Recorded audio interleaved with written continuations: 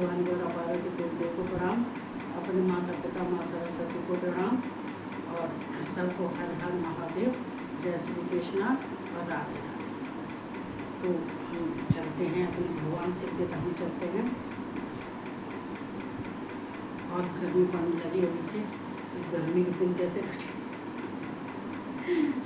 जब सर्दी थी तो सर्दी के दिन ये सर्दी बहुत है, गर्मी आ गई तो गर्मी बहुत है, और गर्मी तो आगे भी बहुत है।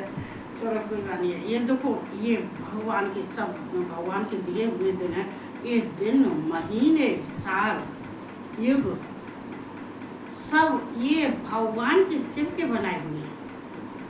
सृष्टिकर्ता कौन है? सृष्टि की रचना किसने की थी? भगवान शिव ने।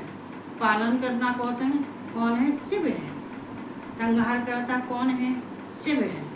ये सब कुछ शिव का रचा हुआ है, ये सब कुछ शिव का निर्माण किया हुआ है।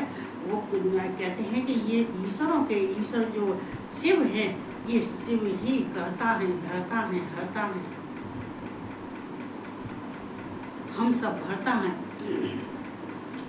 तो सब इनके दिन बनाए हुए हैं। जो 4 युग बने हुए हैं, ये त्रेता युग, सती युग, त्रेता, द्वापर और कलयुग, ये भी शिव के बनाए हुए हैं। जो कल्प बने हुए हैं, ये शिव के ही बनाए हुए हैं। ये जो महीने हैं, साल हैं, वो भी शिव के ही बनाए हुए हैं। जो 1 हफ्ता के दिन हैं, वो भी शिव के बनाए हुए हैं। क्योंकि देखो, भगवान शिव ने सबका निर्माण किया है। भगवान शिव कभी ये नहीं चाहते हैं कि एक हमारी ही पूजा होती है। जो 1 हफ्ते के जो दिन 7 दिन होते हैं, जिसको कहते हैं 1 हफ्ता कहते हैं, वो 7 दिन के जो जितने बार हैं, वो आगे इससे पुराण में आएगा, अभी तो खैर नहीं। तो जितने बार हैं, सब भगवान ने, शिव ने सब देवताओं के लिए बनाया है।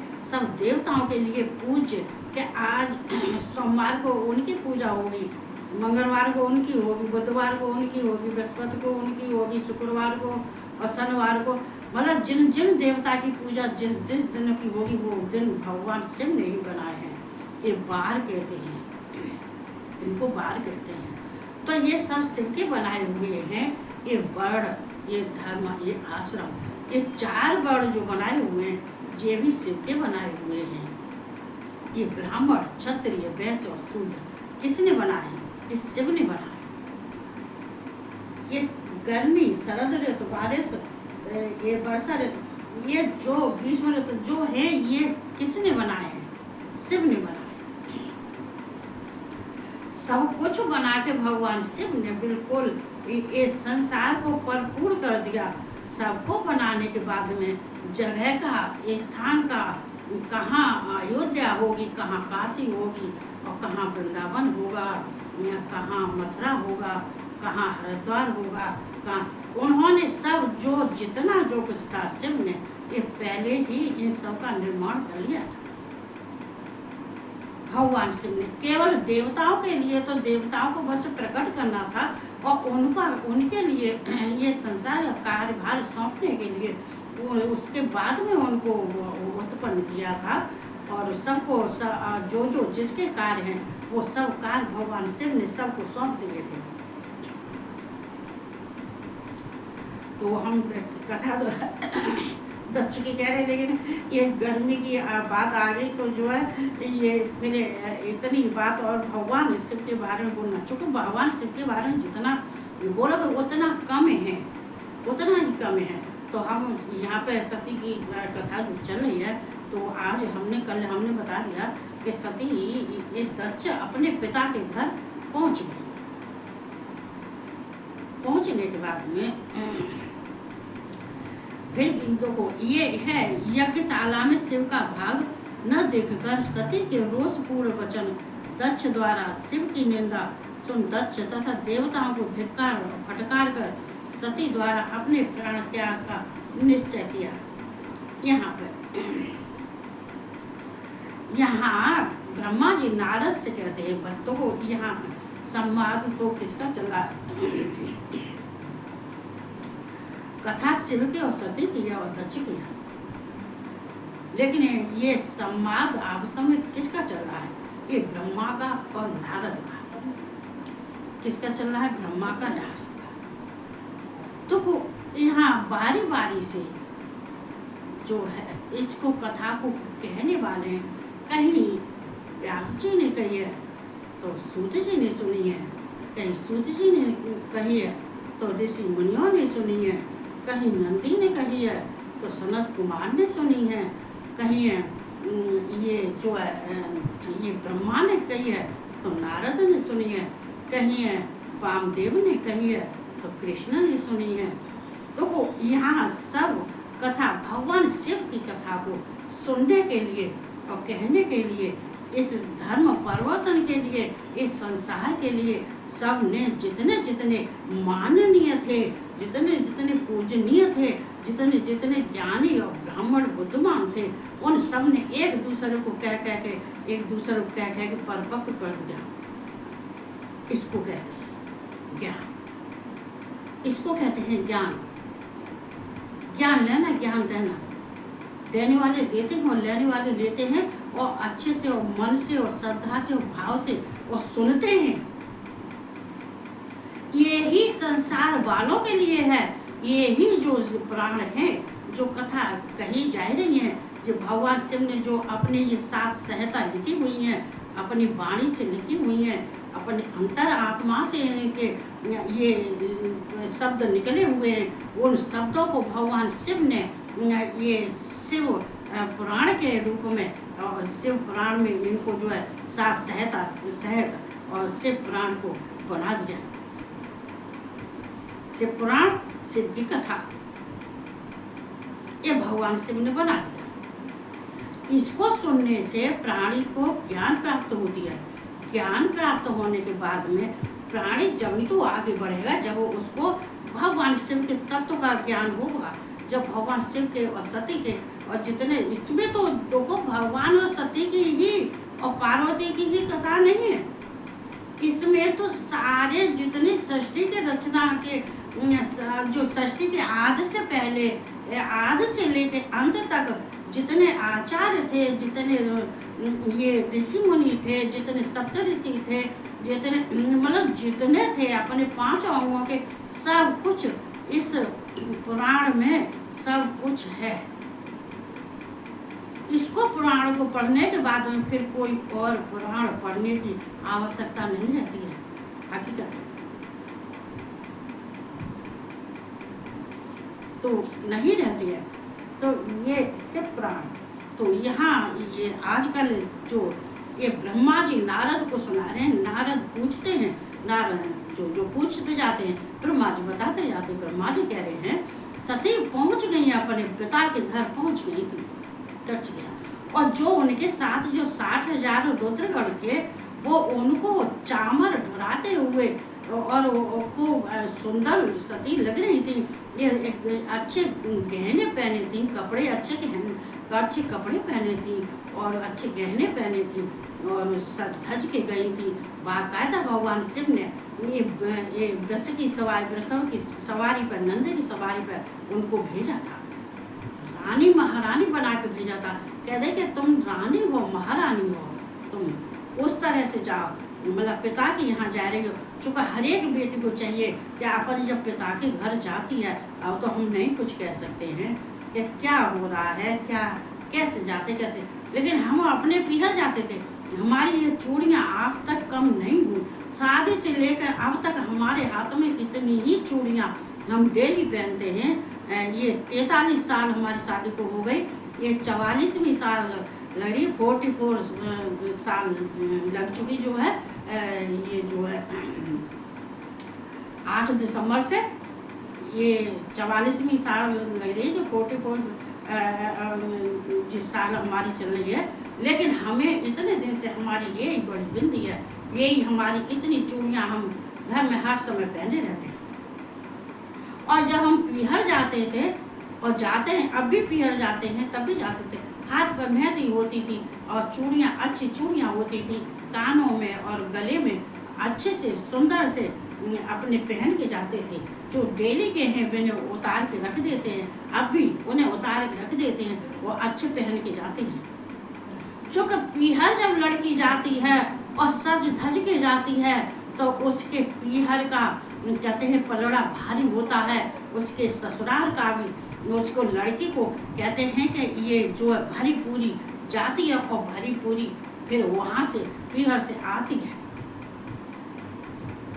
श्रृंगार करके जाना चाहिए, यही सब भगवान शिव ने कहा, सती श्रृंगार करके जाओ, पूरा श्रृंगार करो, अच्छे वस्त्र पहनो, खूब अच्छे गहने पहनो। और ये जो रुद्रगढ़ उनके साथ गए थे वो भी जयकारा बोलते गए थे, उत्पात मचाते हुए गए थे, एकदम जोर जोर से चीख चीख ये तरह तरह की आवाज़ें लगाते थे, भेड़ियों की आवाज़, शंख की आवाज़, घंटे की आवाज़, और जो है अपने चिल्लाते हुए जा रहे थे बाकायदा अच्छे से। लेकिन पहुंच गई अपने द्वार, वहाँ जाके ये ब्रह्मा जी कहते हैं सती जब आई थी तो वहाँ दरवाजे पे ही उन्होंने नंदी को छोड़ दिया। दरवाजे पे जो 60,000 रुद्रगढ़ थे वो भी सती ने उनको भी बाहर दरवाजे पे ही छोड़ दिया था। अब उस केवल अंदर तो केवल खाली सती गई थी, अंदर जहाँ यज्ञ हो रहा था वह सती अकेली ही गई थी। और जब अकेली गई थी सती ने जाके देखा था कि देखो हमारे पिता इतना बड़ा यज्ञ कर रहे हैं, उसमें सारे देवता हैं, सारे देवता को आसन दिया है, आसन पर सब देवता बैठे हुए हैं, उनकी सब पत्नियां हैं, सब हैं, ये उनकी जितनी ये जो 27 जो चंद्रमा को दी थी वो भी सब उनकी बहनें थी, ये सती की सब बहनें थी, सब थी। जब उन्होंने देखा कि सब देवता सिद्धगढ़ और ये ऋषि मुनि ये सब थे और ये नागलोक के सब थे, मतलब वहाँ सूर्य चंद्रमा सब थे, नक्षत्र तारा सब थे, जितने थे वो सब वहाँ पे इकट्ठे थे। लेकिन सती को देख के एकदम चंग भंग रह गए। सती ने कहा कि हमारे पिता इतना बड़ा यज्ञ कर रहे हैं और इसी यज्ञ में सब हैं, लेकिन मेरे पिता का, मेरे पति का कहीं स्थान नहीं है, इसमें सबका भाग है, सब देवताओं का भाग है, और लेकिन मेरे पति का कहीं कोई भाग ही नहीं है। जब मेरे पति को क्यों नहीं बुलाया, ये सब हैं तो मेरे पति को नहीं बुलाया, और मेरे पति का इतना नादर किया था। उन्होंने जाके जब गई थी, जाने के बाद उनकी माँ बीड़नी ने उनको गले लगा लिया। माँ देखो माँ ही होती है, बाप ही होते हैं, बाप की ममता नहीं होती है, बाप को बेशक बुरा लगे, बाप में बेटियों के लिए इतनी ममता नहीं होती। कोई बाप होंगे भैया जिनकी बेटियों के लिए ममता होती है, और बल्कि देखी जाए तो किसी बच्चे के लिए भी बाप की इतनी ममता नहीं होती है। माँ की ममता बाप से 10 गुनी ज़्यादा होती है। क्यों होती है कि माँ अपने बच्चे को 9 महीना 10 महीने अपने गर्भ में रखती है, फिर उसको जन्म देती है, उसका पालन पोषण करती है, तो जो गर्भ में रहने वाला बच्चा है वो ममता भरा, ममता उसकी माँ की ममता उस पर 9-10 महीने था, तब उसकी ममता इतनी हो जाती है कि जिसकी कोई सुमान नहीं है।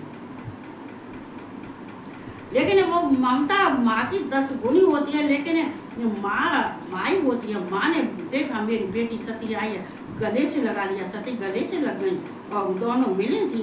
उनकी कछु बहनें थी, वो तो गले से मिली, सती के कछु थी, टेढ़ी नजरों से देखने लगी। सबको इतना बुरा लगा कि ये सती जब इसको नहीं बुलाया तो ये कैसे आए, क्यों आई है, जब इसको नहीं बुलाया। कछु बहनें कहने लगी इसको नहीं बुलाया तो ये क्यों आई है, अरे इसके पति को भी नहीं बुलाया, इसको भी नहीं बुलाया, फिर भी ये आ गई। और उनको उल्टा सीधा भी कहने लगी, आपसे भी काना फंसी करने लगी थी। अपने गलत देखो कछु जो होती है वो उल्टा सीधा अपने एक दूसरे से कहने लगी। जो अच्छी थी, जो सती से प्यार करती थी, तो वो सती को गले से लगा के बहुत खुश हुई। लेकिन पिता ने उनकी बात नहीं पूछी, दक्ष ने सती की बात नहीं पूछी थी, और ना ही दक्ष सती से बोले थे। लेकिन सती ने फिर भी आदर किया, उन्होंने बीड़ी के भी पैर छुए और दक्ष के भी पैर छुए। चूंकि हमारे यहाँ बेटियों को संस्कार दिए जाते हैं, क्योंकि ये पराए घर जाती हैं, ये पराए घर जाती हैं तो क्या कही जाती है, इसकी माँ ऐसी होगी।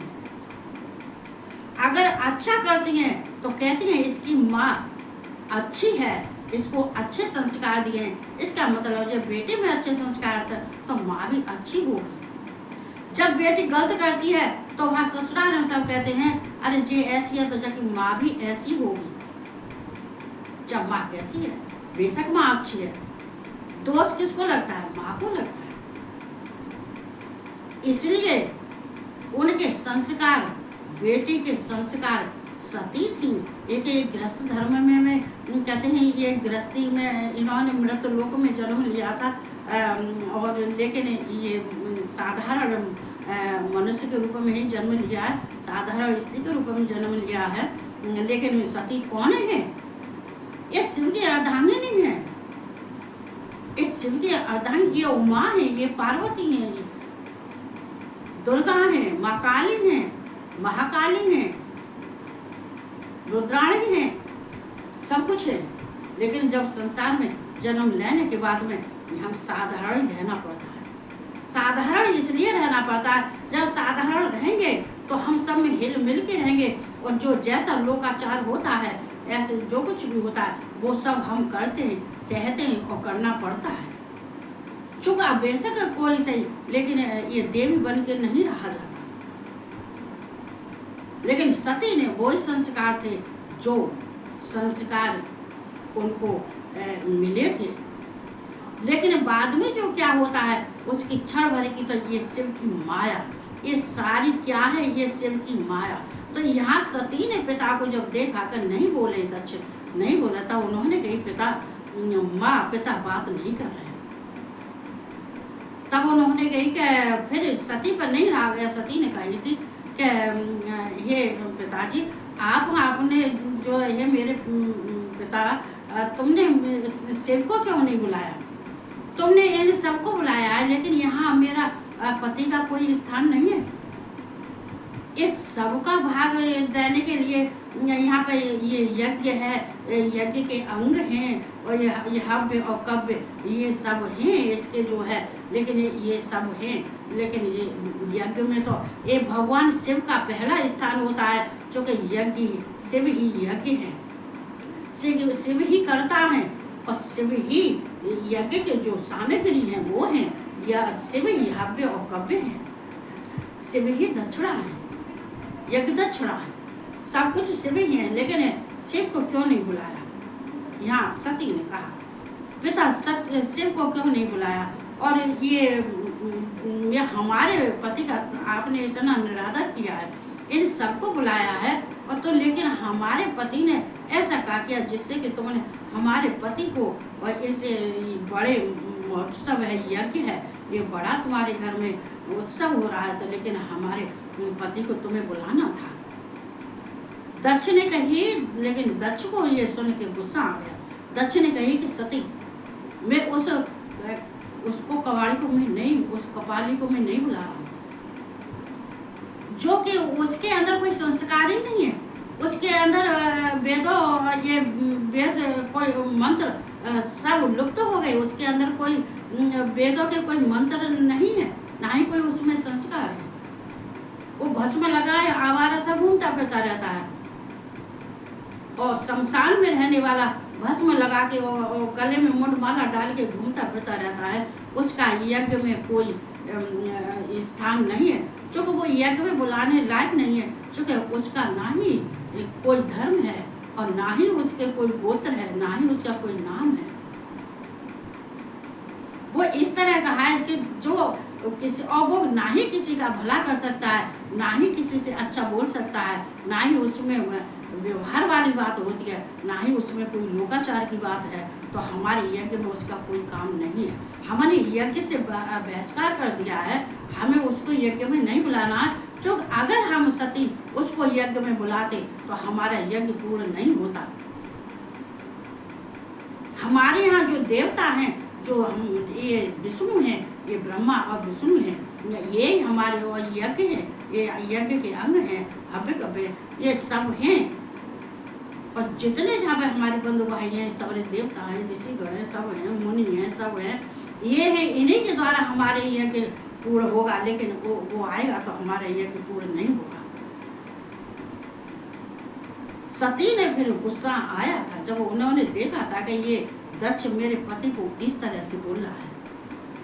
देखो पति तो पत्नियों का अपमान इतना कर देता है कि वो अपनी पत्नी को ऐसे ऐसे पति हैं जो अपनी पत्नियों को ये इस समाज के हाथ में दे देते हैं कि लो तुम जितना इसका बिगाड़ सको उतना बिगाड़ो, चाहे डंडा मारो, चाहे पत्थर मारो, चाहे ईंट मारो, तो इससे सब पागल को इससे जो। लेकिन एक बात बताए, फिर भी स्त्री को वो एक रूप भाग उसका माँ का होता है, ममता का होता है, तो वो क्या कहती है, अपने अपमान सब सह लेती है, फिर भी पति को सुरक्षित रखती है। मेरे पति की तरफ कोई उंगली न उठा सके, मेरे पति से कोई गलत शब्द न कह सके। ये संस्कार वाली स्त्री के कार्य हैं। चूँकि एक माँ को यहाँ सबको समझना चाहिए कि जो स्त्री होती है वो 2 घर की लाज रखती है, 2 कुल की लाज रखती है। जब पीहर में होती है तो अपने माता पिता की लाज रखती है, ससुराल में होती है तो अपने पति की लाज रखती है, अपनी धीरी की लाज रखती है, अपने कुल की लाज रखती है। वो रखने वाली स्त्री कभी नहीं सोचेगी कि मेरे आदमी को बाहर में किसी से कह दूं कि बाइपर ले आओ और उसको पीटो, क्या उसके ऊपर पत्थर फेंको, क्या उसको मारो, क्या उसकी बेइज्जती करो। औरत कभी देख नहीं सकती है, असली औरत होगी तो नहीं देख सकेगी। और वैसे तो जे काट रमे भर रही है, इसका क्या कह सकते। बड़ी दिलवाली होती है, हम तो एक चीज़ों को भी नहीं मार सकते, इतनी दिलवाली होती है, कितने पक्के दिल की औरतें होती हैं। लेकिन मैं क्या कह सकती हूँ, ये हमारे देश की ये औरतें नहीं हैं, कि देश की औरत नहीं है जिसके अंदर प्रेम नहीं है, भाव नहीं है, जिसके अंदर ऐसी औरतों को जो रखता है, फिर भी क्या उसको सुरक्षित रखते हैं कि नहीं इसको ये कर देंगे, वो कर देंगे, नहीं अच्छी रहेगी, रामायण पढ़ेगी, वो करेगी। आदमियों अगर इज्जत हो संसार में, अगर भारत को भारत माता समझते हैं तो ऐसी स्त्रियां हो चाहे पुरुष हो, तुरंत मार देना चाहिए। क्योंकि जितनी गंदगी भारत में रहेगी उतनी ही कीचड़ उछलेगी। कहते हैं कि जहाँ कीचड़ होती है उस वहाँ सफाई करो, सफाई नहीं करोगे तो दुर्गंध फैलेगी, और दुर्गंध फैलेगी तो बीमारी फैलेगी, और बीमारी फैलेगी तो बहुत मरेंगे। तासु अगर 10-20 ही मर जाए, 1000-2000 मर जाए, फिर भी पब्लिक बहुत रहेगी। क्योंकि जहाँ से गंदगी हट जाती है और शुद्धता आ जाती है। जहाँ गंदगी होती है वहाँ पर मालूम पड़े कि उसने देखा वो करने लगा, उसने देखा वो करने लगा, ताकि किस्सा खत्म हो जाता है तो भाई के भाई ये सारे प्रश्न बंद हो जाते हैं। लेकिन यहाँ सती ने कहा था, मेरे पति का तुमने निरादर किया है, हे दक्ष, हे पिता, मैं तुझे पिता नहीं मानती, तूने मेरे पति का निरादर किया है, तूने मेरे पति का अपमान किया है, और दक्ष तुमने जो किया है वो मुझे बर्दाश्त से बाहर है। तुम्हारा यज्ञ वो परमात्मा है, वो परम ब्रह्म परमात्मा है, परमेश्वर है वो, और उनके बिन तो संसार में कोई कार्य नहीं हो सकता है। हे दक्ष, उनके बिन तो कोई कार्य नहीं हो सकता है। और ना ही कहीं कहते हैं कि जहाँ शिव होते हैं वहाँ अपवित्रता होती है, वो भी वहाँ पवित्रता आ जाती है। और शिव जहाँ होते हैं वहाँ यज्ञ और जो कार्य होते हैं वो सारे कार्य पूरे होते हैं। और जहाँ यज्ञ होता है वहाँ शिव नहीं होते हैं तो वो यज्ञ नहीं माना जाता है। क्योंकि यज्ञ पूर्ण वही होता है जहाँ शिव होते हैं। क्योंकि शिव अग्नि है, शिव के बिन हे अग्नि देवताओं को तो उन्होंने जो सुनाया वो मैं सुना दूं। पहले ये दक्ष की जो उन्होंने कहा था ये तय, तुमने जो इसको अग्नि को बुलाया है और अग्नि प्रज्वलित करवा रही हो और यज्ञ करवा रही हो, क्या ये इतनी सामर्थ्य है कि जी यज्ञ जो यज्ञ देव है जो अग्नि को प्रकट करके और यज्ञ करें, बिना शिव के यज्ञ प्रज्वलित तो हो जाएगी अग्नि? नहीं होगी। तुमने हमारे पिता, तुमने इन सब देवताओं को बुलाया था। अरे अब वो जो मेरे पति थे, मैं तो आपकी बेटी थी, वो तुम्हारे दामाद थे, वो मेरे पति थे। और ये देखो बात घूम फिर के वहीं आ जाती है। प्राण जाए पर वचन न जाए, ये भगवान राम का कथन है। ये भगवान राम का कथन है, पर भगवान राम का कथन ये सबको लागू है, सबको लागू होना चाहिए। देखो जो बात पहले हुई थी, कही थी, सती ने भी जन्म लिया था। उससे पहले जब तपस्या दक्ष कर रहे थे तब सती ने कहा था, हे दक्ष, अगर जिस दिन मेरा अपमान होगा उस दिन मैं अपने शरीर को त्याग दूंगी और हमेशा हमेशा के लिए छोड़ के चली जाऊंगी। ये शिव ने भी कहा था शादी से पहले कि अगर मेरी पत्नी जो है मेरे ऊपर विश्वास नहीं करेगी और मैं कहे अनुसार नहीं चलेगी तो मैं उसको त्याग दूंगा। देखो दोनों के वचन सत्य हो रहे हैं, दोनों के वचन सत्य हो रहे, इधर शिव के भी हो रहे, इधर सती के भी हो रहे। समय वो ही आ गया, वो ही घड़ी आ गई, वो ही समय आ गया, वो ही दिन आ गया, वो ही सब कुछ आ गया। ये कारण क्या था, ये कार्य क्या था? अरे ये कार्य हुआ है तो ये पहले कारण था, वो कारण, उस कारण की वजह से ये कार्य हो रहा है। सुनने वाली बात, कार्य वही हो रहा है जो पहले कह चुके थे, पहले जो तय कर चुके थे, वो ही दिन घड़ी, वो ही समय, सब कुछ हो गया। और शिव की माया, ये शिव की माया, और ये क्या है? ये सारी शिव की माया है, ये प्रकृति की माया नहीं, ये सती की माया नहीं, ये शिव की माया है।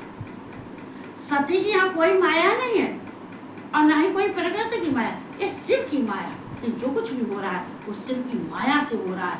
जो देखो सती को जो क्रोध आया, सती को जो ये दक्ष को क्रोध आया और सती को जो क्रोध आया, सती ने क्रोध में आके कहा, हे दुष्ट दक्ष, तूने मेरे पति का अपमान किया है। जितने यहाँ देवता बैठे हुए हैं, जितने यहाँ पर ऋषि मुनि बैठे हैं, ये ब्रह्मा विष्णु, तुम जो है जिस भगवान की तुम भक्ति करते हो, जिसे तुम प्रेम करते हो, और उनके बिन तुम इस दक्ष की यज्ञ में बैठे हुए हो। ये देवता ऋषि तुम सब जो है शिव को नहीं बुलाया और तुम सब यहाँ बैठे हो। तुम्हारी आंखों का पानी, शर्म का पानी तुम्हारा बह गया। तुम्हारी आंखों में शर्म नहीं, तुम्हारी कोई इज्जत नहीं। तुमने इतनी बेशर्माई लाद ली कि तुमने शिव को छोड़ के, जो सबके भगवान हैं, और उनको छोड़ के, और तुम यह दक्ष के यज्ञ में बैठा। दक्ष, तेरा यज्ञ कभी पूर्ण नहीं होगा।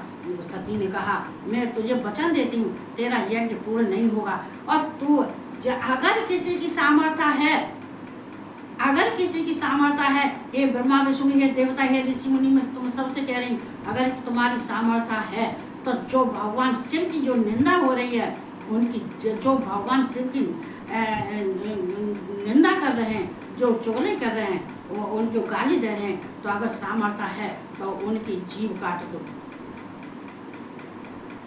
क्योंकि अगर तुम में जरा भी अगर शिव के प्रति प्रेम है और भक्ति है, तो जो गाली दे रहा है, चुगली कर रहा है, उसकी जीभ काट दो। और जो भगवान की निंदा कर रहा है, जो शिव की निंदा कर रहा है, और जो निंदा सुनने वाले हैं, उनके लिए जब तक इतना उनको नरक भोगना पड़ेगा। चूँकि भगवान शिव की निंदा सुनने वाले को और जो कहने वाले को, और दोनों को, उनको इतना दंड मिलना चाहिए कि वो नरक में तब तक नरक में रहें, और जब तक ये पृथ्वी पर सूर्य और चंद्रमा रहें, जब तक सूर्य चंद्रमा रहें तब तक वे नरक में पड़े रहें, चाहे देवता हो, चाहे ऋषि हो, चाहे मुनि हो। चूंकि सती का क्रोध फूट पड़ा, सती ने कही, हे दक्ष, तू क्या समझता है, मैं अपने पति का अपमान सह लूंगी? नहीं सह सकती। हे देवताओं, मैं तुम्हें श्राप देती हूँ कि तुम्हारा इसी यज्ञ में तुम सबकी बुद्धि ऐसी बुद्धि भ्रष्ट हो, ऐसी बुद्धि भ्रष्ट हो कि तुम आप से में मार काट करने लगो।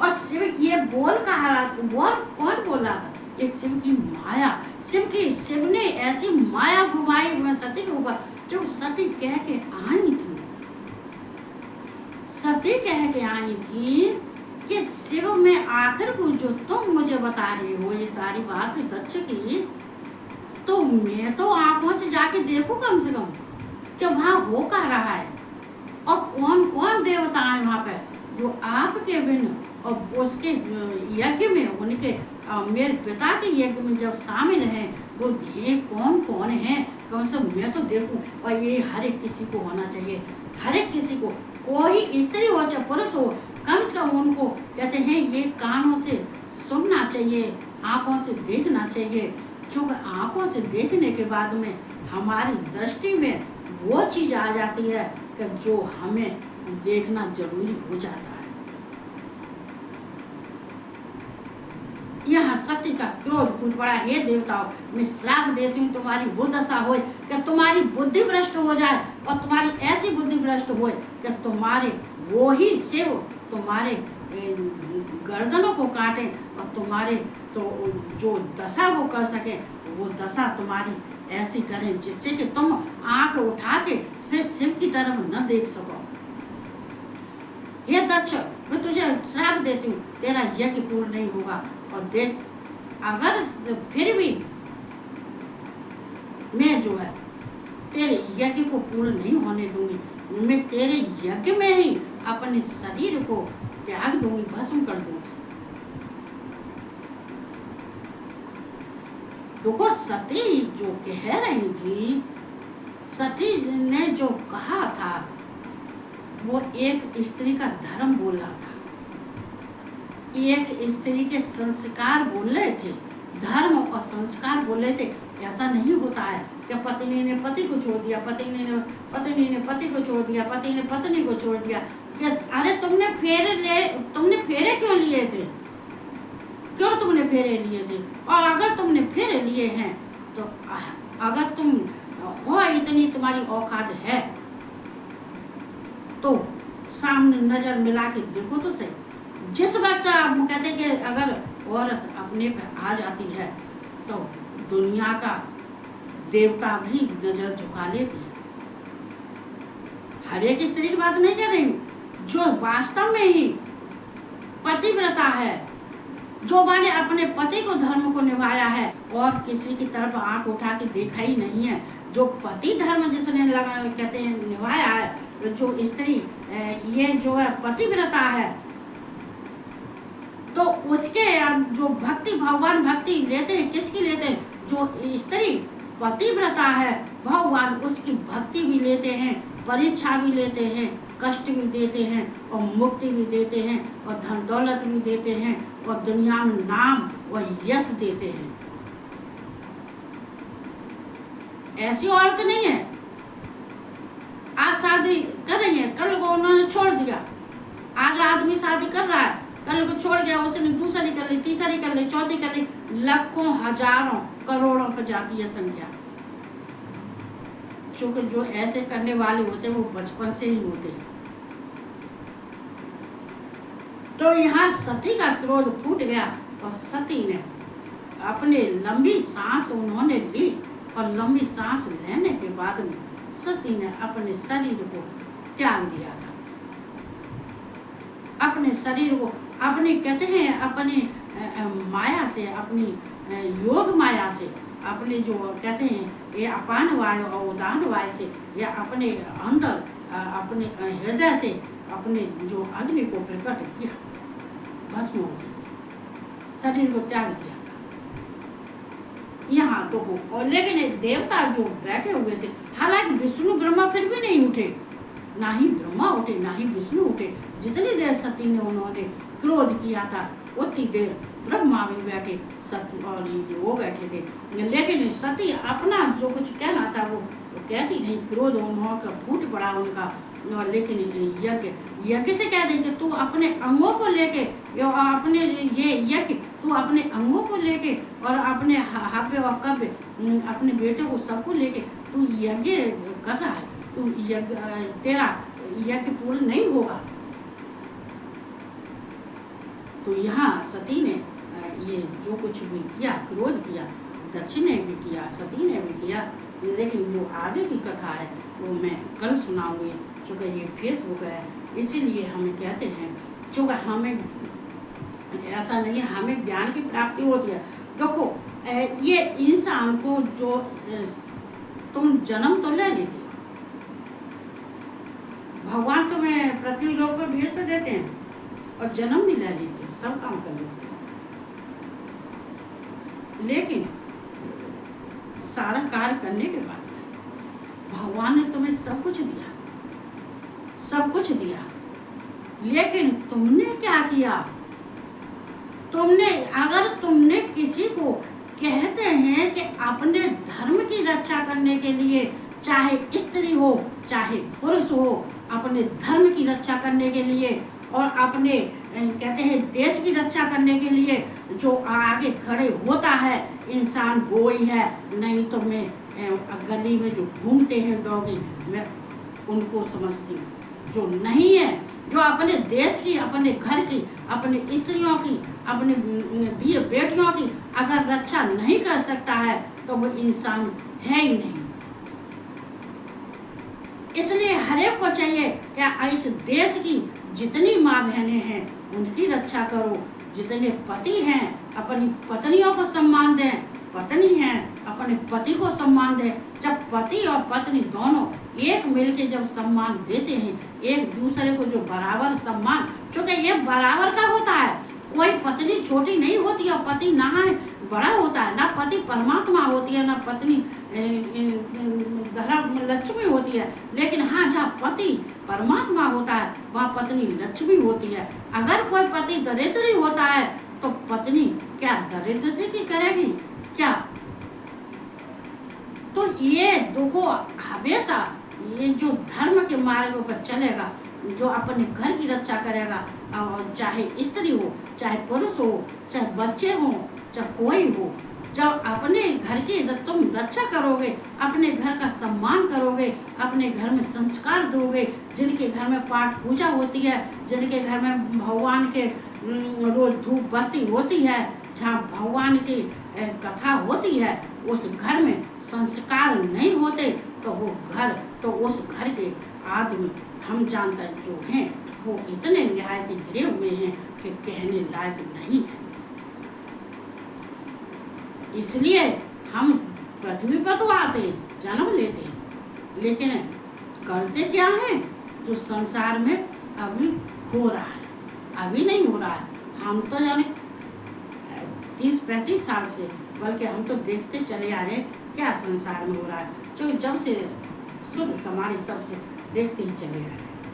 तो हमें ऐसा नहीं करना चाहिए, हमें किसी की नकल नहीं करना चाहिए। जहाँ सको हो तो किसी सामने वाले को बदल लेना, ये हमारा कर्म और धर्म दोनों है। भगवान शिव कहते हैं कि हम तुझे तब जाने तेरे धर्म को जो दूसरे में धर्म प्रकट कर दे, दूसरे को बदल दे।